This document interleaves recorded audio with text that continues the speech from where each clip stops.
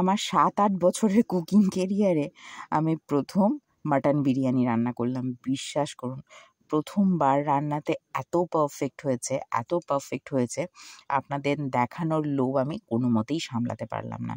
যেমন মাংসটা পারফেক্টলি গলেছে, সেই রকম সুন্দর স্বাদ হয়েছে, সেরকম সব কিছু সুন্দর হয়েছে। কতটা সুন্দর হয়েছে সেটা তো আপনাদের সাথে শেয়ার করবই। এনিওয়ে, নমস্কার বন্ধুরা, পিঙ্কির আহারের দরবারের আরেকটি নতুন পর্বে আপনাদের সকলকে স্বাগত জানাই। দেরি না করে বরং এই আজকের পারফেক্ট মাটন বিরিয়ানি কিভাবে আমি করছি সেটাই আপনাদের সাথে শেয়ার করি। এর জন্য আমি কিছুটা মাটন নিয়ে নিয়েছি। এখানে কিছুটা মানে হলো 1 কেজি 250 গ্রামের মতো। সেটাকে ভালো করে ধুয়ে নিয়েছি, প্লেন জল দিয়েই ধুয়েছি। তারপরে এটাকে সেদ্ধ করে নেব। তো সেদ্ধ করার জন্য প্রেসার কুকারে দিয়ে নিয়েছি, দিয়ে পর্যাপ্ত নুন দিয়ে দিলাম, মানে টেস্ট অনুযায়ী, যদিও কিছুটা নুন পরে অ্যাড করব। আর সামান্য পরিমাণে আধা চা চামচের মতো হলুদ দিলাম।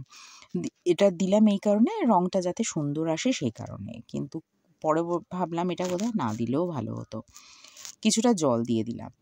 যতটা পর্যন্ত মাংসের লেভেল থাকে ততটা পর্যন্ত জল দিলেই যথেষ্ট। তার থেকে একটু কম দেবেন, বেশি দেবেন না। এরপরে গুনে গুনে ঠিক 3টে সিটি আমি দিয়ে নেব, অবশ্যই ফ্লেমটাকে বাড়িয়ে। আচ্ছা, তেলটা প্রথমেই দেখালাম, এটা রিফাইন্ড তেল তো নামেই এখন তো নোংরাই হয়ে গেছে। পেঁয়াজটাকে বেরেস্তা করেছি, সেই জন্য কিন্তু সেটার প্রমাণ আমি দেখিয়ে দিলাম যে পেঁয়াজ বেরেস্তা আমার হয়ে গেছে। তো ওই তেলের মধ্যে আর একটু রিফাইন্ড তেল দিয়ে দিলাম 3টে তেজপাতা, 1 চা চামচের মতো জিরে, আর দিয়ে দিয়েছি 2টো দারচিনির টুকরো, 3-4টে এলাচ, আর 4-5টা লবঙ্গ, 2টো শুকনো লঙ্কা, আর চিনি দিয়ে দিলাম যাতে রঙটা সুন্দর আসে। আসলে এই সময় চিনি দিয়ে দিলে চিনিটা ক্যারামেলাইজ হয়ে দারুণ একটা কালার আসে। আচ্ছা, 1 কেজি 250 মাটনের জন্য আমি এখানে 750 গ্রামের মতো পেঁয়াজ দিয়েছি। পেঁয়াজটাকে এরকম স্লাইস করে নিয়েছি, নিয়ে এবারে ভালো করে ভেজে নেব। একটু হালকা ফ্লেমে অন্ততপক্ষে ব্রাউন হয়ে যাওয়া পর্যন্ত কিন্তু ভেজে নিতে হবে। ওটা ভাজা হোক, ততক্ষণে একটা বিরিয়ানির মশলা তৈরি করে নিই। আমি আমার বরকে পই করে বলে দিয়েছিলাম এটা আনবে, সেটা আনবে, এই। কিন্তু তিনি বাবু দোকানে গিয়ে দোকানের কথায় ভুলে একেবারে ওনারা কিছু মশলা একেবারে দিয়ে দেন, সেই মশলাই দিয়ে দিয়েছেন, তাই এরকম জগা খিচুড়ি অবস্থা। এখানে কি আছে আমি বলে দিই। কিছুটা দেখলেন, যেটা আমি কোনোদিনই বিরিয়ানি মশলায় দিইনি, সেটা হলো গোলাপের পাপড়ি, আর দিইনি স্টার অ্যানিস। এটা বাদ দিয়ে স্টার অ্যানিস সিড, এটা বাদ দিয়ে মোটামুটি সব কিছু রয়েছে, যেমন জয়িত্রী, জায়ফলের 4 ভাগের 1 ভাগ দিয়েছি, আর স্টার অ্যানিস সিড এগুলো তো একটাই দিয়েছি, আর একটা কালো এলাচ, 5-6টা সবুজ মানে ছোট এলাচ, 2টো দারচিনির টুকরো, সাহা জিরে দিয়েছি আমি 2 চা চামচ বা 1 চামচের মতো, আর দিয়ে দিয়েছি যতটা সাহা মরিচ তার হাফ গোলমরিচ। এটা হালকা ফ্লেমে ড্রাই রোস্ট করে নেব। সুন্দর গন্ধ আসলে তখন বন্ধ করে একটু অল্প ঠান্ডা করে সেটাকে গুঁড়ো করে নেব। তবে বলে রাখি, এই বিরিয়ানিটা মশলাটা কিন্তু আজকে পুরোটা আমি লাগাবো না, এটা থাকে আমার করা, যখন প্রয়োজন হয় তখন এরকমভাবে করে রেখে দিই, মানে তখন এইটা ব্যবহার করি। কথায় কিন্তু আমার পেঁয়াজটা দেখলেন আমার ব্রাউন কালার চলে এসেছে। তার মধ্যে আমি দিয়ে দিলাম স্বাদ মতো নুন, 2 টেবিল চামচ আদা বাটা, 2 টেবিল চামচ রসুন বাটা, জিরে গুঁড়ো 1 চামচের মতো, আর ধনে গুঁড়ো 1 চামচের মতো। এই দিয়ে খুব ভালো করে মশলাটাকে কষাতে থাকবো। বেশ কিছুক্ষণ ধরে কষিয়ে নেবো, একটু ধৈর্য ধরে কষাতে হবে। আর আমি দিয়ে দিলাম এখানে একটা মিডিয়াম সাইজের টমেটো। যেহেতু আমি টক দই পরে অ্যাড করব, তাই আমি আর বেশি পরিমাণ টমেটো দিলাম না। তারপর আমি বিরিয়ানিতে এক্সট্রা করে কোনো রঙটা আমার খুব একটা পছন্দ হয় না, সেই কারণে একটু কোথায় লালচে হয়ে যাবে তাই। ঠিক এই কারণেই আমি কিন্তু শুকনো লঙ্কার গুঁড়ো দেবো না, কাঁচা লঙ্কার বাটা দিয়ে দেবো। তারপরেও যদি ঝালটা মনে হয়, আমি যদিও এখানে একটু গোলমরিচের গুঁড়ো অ্যাড করব, তো স্বাদ মতো গোলমরিচের গুঁড়ো বলুন আর স্বাদ মতো লঙ্কা বাটা সেটা দিয়ে দেবেন। দেখে মনে হলো হয়তো দুধ, কিন্তু এটা দই, টক দইটাকে আমি একটু মিক্সিতে ফেটিয়ে নিয়েছিলাম। আর এই সময় ফ্লেমটাকে একেবারে বন্ধ করে দিয়েছি। প্রথমে খুব ভালো করে মিক্সড করে নিই, তারপর না ফ্লেম জ্বালানো যাবে, নাহলে মশলাটা কেটে যেতে পারে।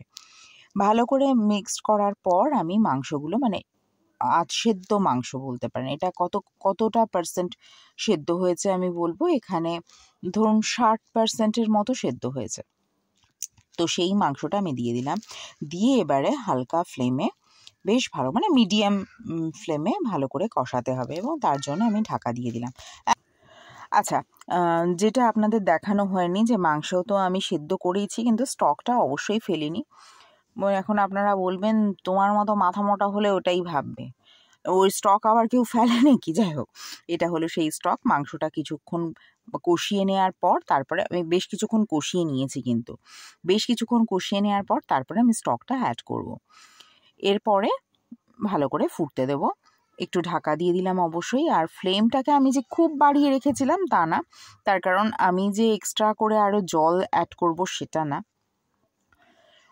তো সেই জন্য কম ফ্লেমেই আমি মাংসটাকে পুরোপুরি সেদ্ধ করতে চাইছি। আবারও একটু ভালো করে নাড়াচাড়া, হ্যাঁ যেহেতু পেঁয়াজটা রয়েছে মানে সমস্ত মশলাপাতি রয়েছে, তাই কিন্তু নিচে ধরা লেগে যায়, তাই এটা খেয়াল রাখবেন, মাঝে মাঝে একটু নাড়াচাড়া করে দেবেন।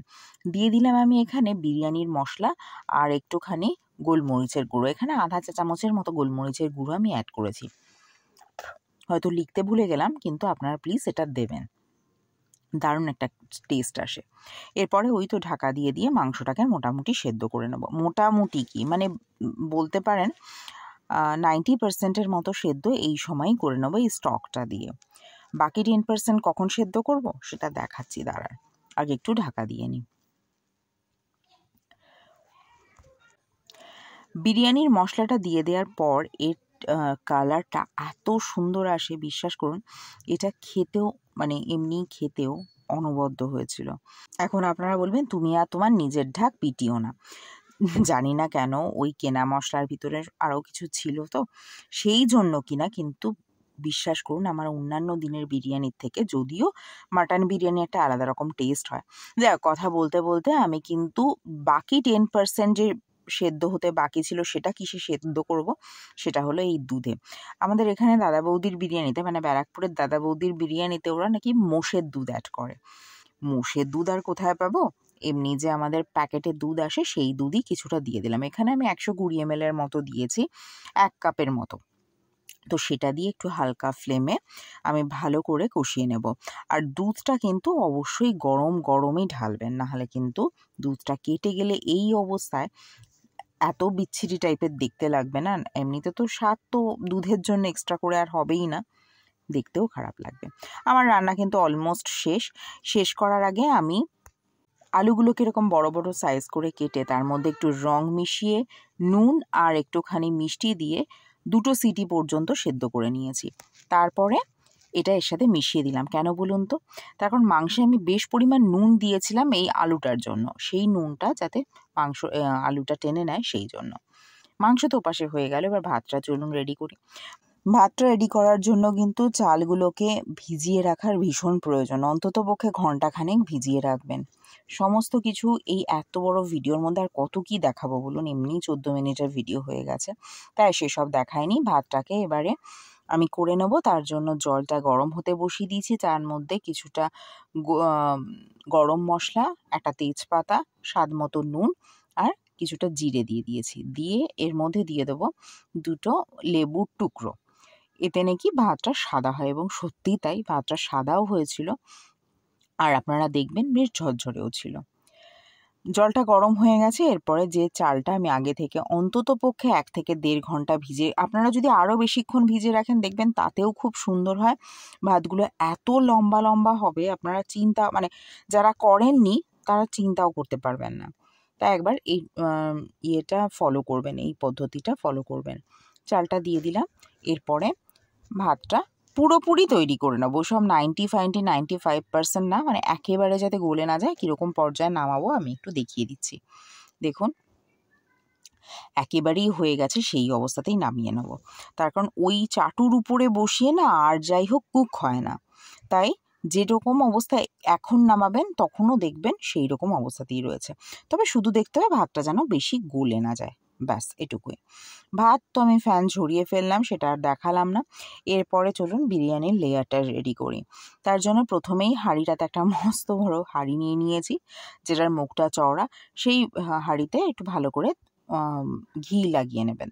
ঘি লাগিয়ে নিলাম, এরপরে ভাতের লেয়ার দিয়ে দিলাম, এরপরে দিয়ে দেবো মাংসের লেয়ার। শুধু মাংস না, মাংসের সাথে আলুও দিয়ে দেবো। মোটামুটি হাতার মধ্যে যা যা উঠবে তাই দিয়ে দেবো। 2-3টে করে পিস যাতে প্রত্যেকটা লেয়ারে পড়ে সেটাই খেয়াল রাখবো। আর যত বেশি লেয়ার করবেন দেখবেন আপনাদের বিরিয়ানির স্বাদ কিন্তু তত বেশি হবে, এটা আমার ব্যক্তিগত মতামত। একটুখানি ঝোলও দিয়ে দেবো অবশ্যই। শুধু যে তেলের মধ্যেই ঘিয়ের মধ্যেই যে চুপচুপা করে ফেলবো তা না। এরপরে ব্যাক টু ব্যাক কী দেবো বলি। এখানে দিয়ে দিলাম বিরিয়ানির মশলা। এখানে প্রত্যেকটা লেয়ারে অন্তত 1 চা চামচের মতো করে বিরিয়ানির মশলা দিয়ে দেবো। তারপরে দিয়ে দেবো 1 চামচের মতো গোলাপ জল, 1 চামচের মতো কেওড়ার জল, পিঞ্চ অফ সল্ট, জাস্ট প্রত্যেকটা লেয়ারে একটু একটু করে সল্ট দিয়ে দেবো, নুন দিয়ে দেবো, আর বেরেস্তা দিয়ে দিলাম। দিয়ে আমি কিন্তু ঘি আর অ্যাড করলাম না। ঘিটা কখন অ্যাড করব সেটা আমি দেখাচ্ছি, ভাববেন না যে আমি ভুলে গেছি। একটা কথা বলি, আমার বাড়িতে অ্যাভেলেবেল ছিল কিন্তু যে কোনো কারণেই হোক আমি দিতে ভুলে গেছি খোয়া ক্ষীর। আপনারা যদি খোয়া ক্ষীর দেন তাহলে অদ্ভুত দারুণ টেস্ট হয়।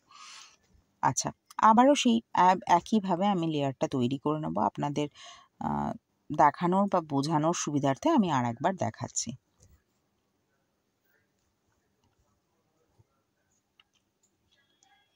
কতটা করে ঝোল দিচ্ছি নিশ্চয়ই খেয়াল করছেন। এরকম ঝোল দিয়ে দেবেন, তাহলে বেশ জুসি থাকে, ঝরঝরে তো থাকবেই, জুসি ভাবটাও থাকে, দারুণ একটা টেস্ট লাগে। ওই সব কিছু একইভাবে রিপিট করলাম। বেরেস্তা দিয়ে দিলাম, পিঞ্চ অফ সল্ট, গোলাপ জল, কেওড়ার জল আর কিছুটা বিরিয়ানির মশলা। আচ্ছা, এইভাবে আমি সমস্ত লেয়ার শেষ করব। এটা শেষ লেয়ারটা আমি একটু দেখিয়ে দিই। না দেখালেও হয়, কিন্তু এখানে না আমি আগে থেকে সেদ্ধ করে আর অল্প একটু নুন হলুদ দিয়ে ভেজে রাখা ডিম অ্যাড করব। সেটা দেখানোর জন্যই কিনা জানি না, তবে শেষ লেয়ারটা আমি আপনাদের সাথে একটু শেয়ার করি।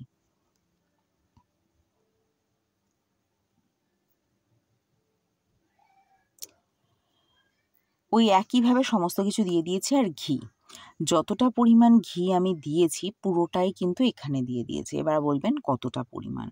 এখানে না হলেও আমি 70 গ্রামের মতো কিন্তু আমি ঘি দিয়ে দিয়েছি। আর এখানে চালের পরিমাণটা আমি বলেছিলাম না, আমি কিন্তু ওই 1 কেজি 250 চালই নিয়েছিলাম। এটা দিয়ে দিলাম দুধে ভেজানো কেসার, আর যেটা দুধটা গরম অবস্থাতেই আমি ভিজিয়ে রেখেছিলাম, আর এটা হলো রং, যেটা আমি প্লেন জলে গুলে রেখেছিলাম। এরপরে সমস্ত কিছু দিয়ে উপরে একটা ভারী কিছু চাপিয়ে বসিয়ে দেবো। তবে এই চাটুটাকে একটু তৈরি করে নিই, এর ফলে চাটুটা না কালো হবে না। চাটুর মধ্যে অল্প একটু জল দিয়ে দেবেন এবং তার মধ্যে দিয়ে দেবেন একটুখানি ভিনিগার, তাহলে দেখবেন চাটু কিন্তু কালো হবে না। আর যদি জলটা কমে যায় আবারও একটু না হয় জল দিয়ে দেবেন। এই অবস্থায় আমি হাঁড়িটা বসিয়ে দেবো। এবার বলি কতক্ষণ বসাবো। একটু ফ্লেমটাকে বাড়িয়ে মিনিট 7 ফ্লেম বাড়িয়ে বসিয়ে রাখবো, আর তারপরে মিনিট 15 মতো কম ফ্লেমের বসিয়ে দেবো। তারপরে স্ট্যান্ডিং টাইমে কিছুক্ষণ দিয়ে দেবো। কিন্তু বসানোর পরে মনে পড়লো আমি মিঠা আতরটাই অ্যাড করিনি, তো এখানে 3 ফোঁটার মতো মিঠা আতর দিয়ে দিয়েছি। সমস্ত কিছু পরিমাণটা আশা করি আমি বোঝাতে পেরেছি, যে যতটা পরিমাণ চাল দিয়েছি ঠিক ততটা পরিমাণই কিন্তু আমি মাংসও দিয়েছি। ব্যাস সমস্ত কিছু হয়ে গেল। স্ট্যান্ডিং টাইমেও আমি 10 মিনিটে রেখে দেবো। সব মিলিয়ে 30 মিনিটের মতো লেগেছিল, 30 থেকে 35 মিনিট। তারপরে দেখুন এই হলো তার টেক্সচার। চলুন একটুখানি কেটে দেখাই। আজকের রান্নাটা আপনাদের কেমন লাগলো অবশ্যই করে কিন্তু জানাবেন। আর যদি ভালো লেগে থাকে তাহলে কিন্তু একটা লাইক করতে ভুলবেন না প্লিজ। আর প্লিজ আমার চ্যানেলটিকে সাবস্ক্রাইব করুন এবং পাশে থাকা বেল আইকনে ক্লিক করুন, যাতে নোটিফিকেশনটা সবার আগে আপনার কাছে পৌঁছায়। আর যদি ফেসবুক থেকে দেখেন তাহলে না একটা ফলো করে দেবেন। তাহলে আজকের মতো আসি, অন্য কোনো দিন অন্য কোনো রান্নাকে সঙ্গে নিয়ে আবার হাজির হব। ভালো থাকবেন, সুস্থ থাকবেন। ভিডিওটি দেখার জন্য ধন্যবাদ।